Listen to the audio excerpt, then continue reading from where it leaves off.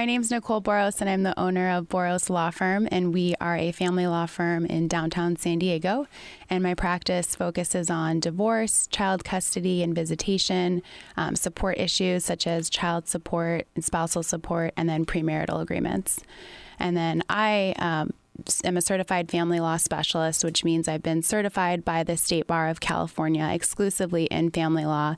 And the majority of my practice focuses on child custody matters because I find that children going through this process definitely need an advocate. I come from a divorced family, so I've experienced that firsthand, and I know how hard it can be. So I want to make the process not only easy for my clients as parents, but also for the children that are involved. And then I also teach at University of San Diego. I teach family law and introduction to law. Dude, I don't know how many more points I could give out than that. I'm going to give her at least 2 to start off the show. Well-deserved points.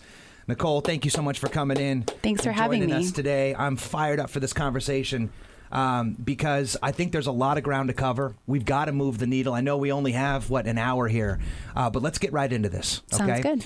The 2 things that I want to tackle with you right out of the gate. And, there's many different heads to this, right? But inside the truth about the experience of going through a divorce, what are a couple things, just like, I hate to go 101 on it, but I really feel like that's what's required. Like, what are a couple things you just got to know right away, right out of the gate before you even begin this conversation? Well, you have to know what your main goals are. What are you looking for? What is it that you want out of the process? Do you want to terminate your marital status, or do you just want to separate from your spouse?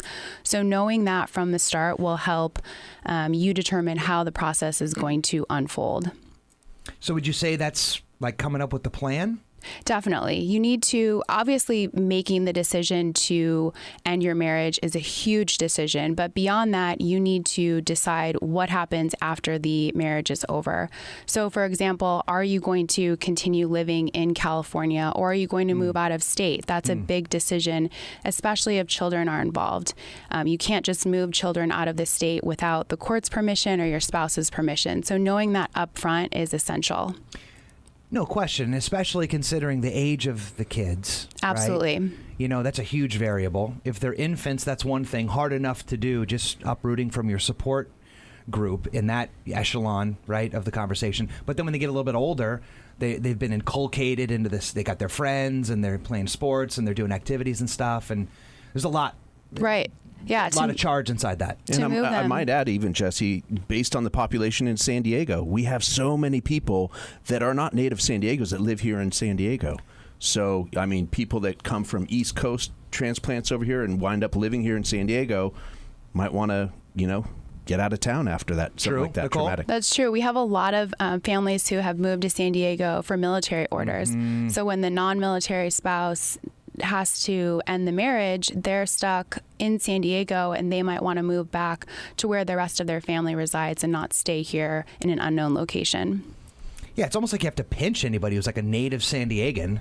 Are they actually real? I don't know what the stats are, but man, it's Oh, here we go. Yeah, producer Adrian, actually. So now I'm going to pinch you. Just ask for that. So is that then 25% of San Diegans are native then? Apparently. Can we use that? Amalgamate that? Apparently. Truth inside Truth Radio. I don't know outside it. Yeah. But what about the kids? Nicole, let's go into a little bit more depth about that. Because, moving out of state, that's one part of it. But what else? What else is inside that? Because that's a big piece. Definitely. You have to make sure you take into consideration how the children are going to be affected by your decision. So if you're selling the family home, for example, are you able to stay within the school boundaries? If your spouse or you are not able to stay within the school boundaries, the child's going to have to relocate out of that school. Another option is, how are the children going to split time with both parents? The children need to spend frequent and continuous contact with both parents, and so figuring out how that schedule is going to develop is very important. You have to factor in not only your work schedule, but your spouse's and the children's extracurricular activities and school schedule.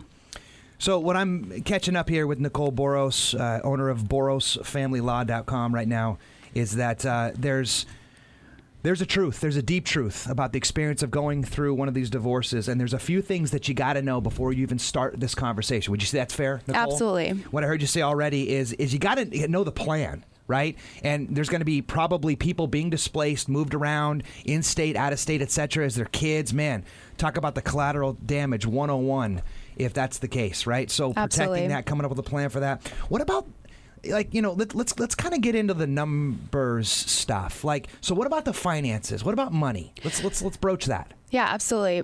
A lot of potential clients come to me and they have absolutely no idea what bank accounts they have, whether or not their spouse even has a retirement account. So true, right? Because a lot of times one of the spouse, they actually do the finances. Right. And so the other person's in the dark. Right. We call them the outspouse because they are. They have no clue of where the financials lie.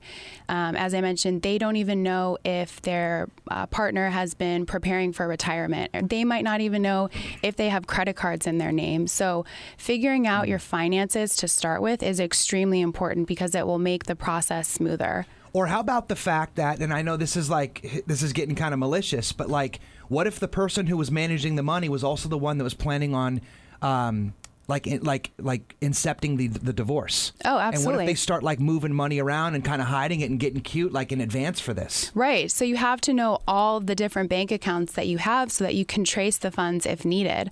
Otherwise, it's just that much more money that you're putting into the divorce to actually find those accounts. And then finally, what about the things they own together? You have to know what your marital estate consists of, especially your home. A lot of times people will purchase property. At that time, they're not paying attention to how they take title.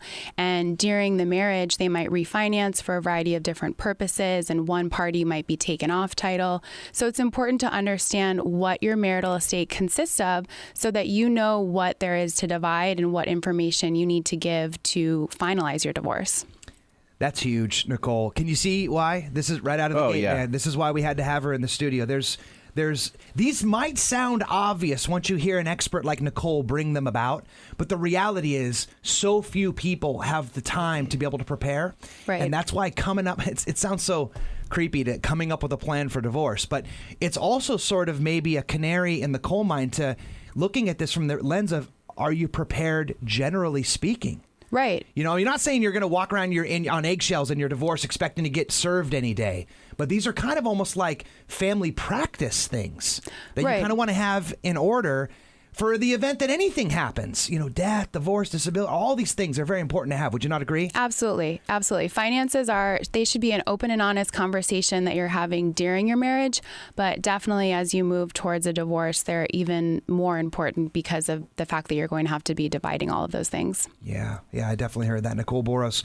You know, Nicole has done you, Truth Nation, a solid. She's actually put together a checklist. Yes. So that you don't have to remember all the wisdom that she just spilled out right now. You can actually go to her website, which is Boros Family Law. That's BOROS, familylaw.com /contact-us, or you can just click the tab, Contact Us. Yes. And if you go ahead and put your information in there, she'll send you this list for free, which has the checklist of everything you basically need to know. And I love that thought. Like, I didn't even see it that way, but like it's good just to get the checklist, to have it in hand. Exactly. Not even expecting to go through a divorce, so you can make sure you got all your affairs in order. Would you agree with that? Exactly. Yeah, I love that thought. Gang, let's do this. Coming up, Nicole, you ready for a round two? Yes, I am. Okay, because there's more we want to try to get into with Nicole Boros, talking about the truth of experience, and the experience is the key part we're going to hit on in the next segment of going through divorce. Truth Radio, gang. We'll be right back.